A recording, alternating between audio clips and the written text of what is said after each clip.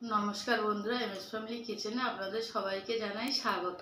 আজকের আরও একটা রেসিপি নিয়ে চলে এসেছি বন্ধুরা, সর্ষে ইলিশ। সর্ষে ইলিশটা আমি কেমন করে বানাই বন্ধুরা, ভিডিওটা আপনারা প্রথম থেকে লাস্ট পর্যন্ত দেখবেন। ভালো লাগলে শেয়ার, কমেন্ট, লাইক অবশ্যই করবেন। তাহলে চলুন বন্ধুরা, সর্ষে ইলিশ বানানোর জন্য আমি কী কী নিয়েছি আপনাদেরকে দেখাই। এই যে দেখুন, সর্ষে ইলিশ বানানোর জন্য ইলিশ মাছগুলো আমি সুন্দরভাবে কেটে ধুয়ে পরিষ্কার করে নিয়েছি। এবার এই মাছটা সুন্দরভাবে ম্যারিনেট করব। দিয়ে দেবো অল্প পরিমাণে লবণ। আর বন্ধুরা, এই সর্ষে ইলিশ মাছটা কিন্তু বানানো খুবই সহজ, খুব তাড়াতাড়িও হয়ে যায়। দেব অল্প পরিমাণে হলুদ গুঁড়ো,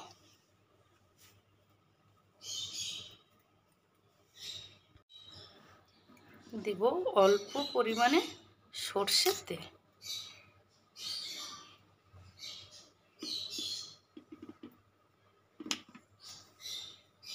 আপনারা যখন সর্ষে ইলিশটা বানাবেন, একটু কাঁচা তেল দিয়ে সর্ষে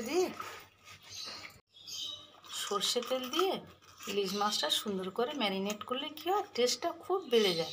সর্ষে ইলিশের টেস্টটা ভালো বেড়ে যায়। এই যে দেখুন, সুন্দরভাবে ম্যারিনেট করে রেখে দিলাম 3 থেকে 4 মিনিটের জন্য। এই যে দেখুন, একটা বাটি নিয়েছি। এবার আমি কতটা পরিমাণে সর্ষে দিচ্ছি আপনাদেরকে দেখাই। 4 চামচের 1 চামচ কালো সর্ষে।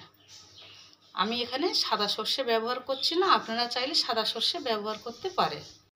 দেব 4 চামচের 1 চামচ পোস্ত। এগুলো একটু ভালো করে মাখিয়ে নেব। দিয়ে দিলাম 3টে কাঁচা লঙ্কা। এবার আমি মিক্সিতে সুন্দরভাবে পেস্ট করে নেব। এই যে দেখুন, সর্ষে, পোস্ত, কাঁচা লঙ্কা সুন্দরভাবে পেস্ট করে নিয়েছি। কিন্তু এটা আমি একটু লিকুইড বানিয়ে ভালো করে চা ছেঁকনির সাহায্যে আমি এটা ছেঁকে নেব, সেটা আপনাদেরকে আমি দেখাবো। এই যে দেখুন, আমি এরকম সুন্দরভাবে ছেঁকে নিচ্ছি। কতটা খোসা বেরিয়ে যাচ্ছে দেখুন। এরকমভাবে ইলিশ সর্ষেটা বানালে খেতে খুব ভালো হবে, আর গ্রেভিটাও খুব সুন্দর হবে। এই যে কড়াই বসিয়ে রেখেছি, কড়াইয়ের মধ্যে দিয়ে দেব তেল। এই যে দেখুন, তেলটা দিয়ে দিয়েছি। তেলটা হালকা গরম আছে। এর মধ্যে আমি দিয়ে দেব ছোট চামচের 1/2 চামচেরও 4 ভাগের 1 ভাগ হলুদ গুঁড়ো।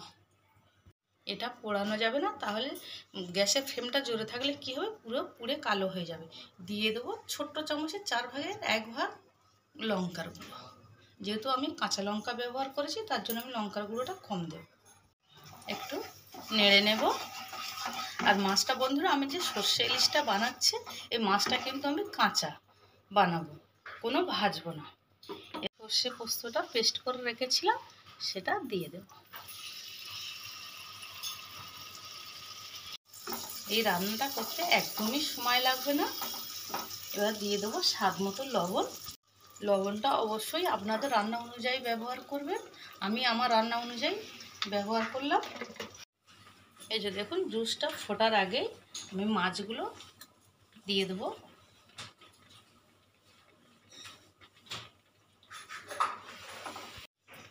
বন্ধুরা, এই চ্যানেলে আরও সুন্দর সুন্দর ভিডিওর লিঙ্ক ডেসক্রিপশান বক্সে দেওয়া আছে। গ্যাসের ফ্লেমটা মিডিয়াম করে রাখবো।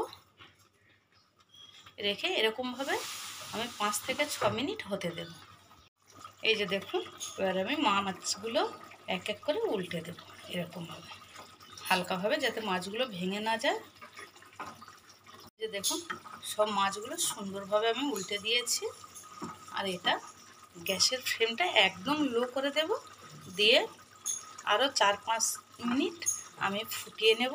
কারণ মাছের ভিতর থেকে যে তেলটা আছে, আস্তে আস্তে তেলটা বেরিয়ে আসলে রান্নাটা সুন্দরভাবে কমপ্লিট হবে। যার জন্য গ্যাসের ফ্লেমটা আমি একদম মিডিয়ামে দিয়ে রাখলাম। দেখুন বন্ধুরা, একদম লো ফ্লেমে আমি 5 থেকে 6 মিনিট মতন ফুটিয়ে নিয়েছি। আর পুরো মাছ থেকে তেলটা ছেড়ে দিয়েছে, সুন্দর একটা কালার চলে এসছে। আমি হালকাভাবে এরকম একটু নেড়ে দেব। এবার আমি অল্প কিছুটা পরিমাণে চেরা কাঁচা লঙ্কা দিয়ে দেব।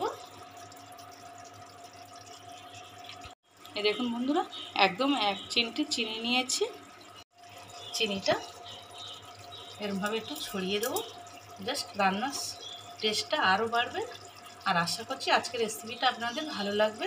এরকম সর্ষে ইলিশ বন্ধুরা একবার হলেও বানিয়ে খাবেন, দেখবেন গরম ভাতের সঙ্গে আর কিছু লাগবে না। এই একটাই রেসিপি হলে আপনাদের পুরো ভাত শেষ হয়ে যাবে। একটা জিনিস দেওয়ার আগে আপনাদেরকে একটু গ্রেভিটা দেখাবো। এই দেখুন গ্রেভিটা কত সুন্দর হয়েছে। এই পর্যায়ে আমি এখানে সামান্য পরিমাণে জল দেব, একদম অল্প। হালকাভাবে আমি এটা এরকম নেড়ে দেব। এই যে বন্ধুরা জল আর চিনি একটু দিলাম, তার জন্য আমি এখানে 2 মিনিট মতো ঢাকা দিয়ে রাখবো। 2-3 মিনিট হয়ে গেছে, ঢাকাটা খুলে নেব। এই যে দেখুন বন্ধুরা কালারটা কত সুন্দর এসছে আর পুরো তেল ছেড়ে দিয়েছে, সুন্দরভাবে রান্নাটা হয়ে গেছে। গ্যাসটা অফ করে দেব। আর বন্ধুরা আজকে এই যে সর্ষে ইলিশটা আপনাদের কেমন লাগলো আমাকে কমেন্ট করে জানাবেন, আর আমার চ্যানেলটাকে অবশ্যই সাবস্ক্রাইব করবেন। এই যে দেখুন কত লোভনীয় হয়েছে সর্ষে ইলিশটা।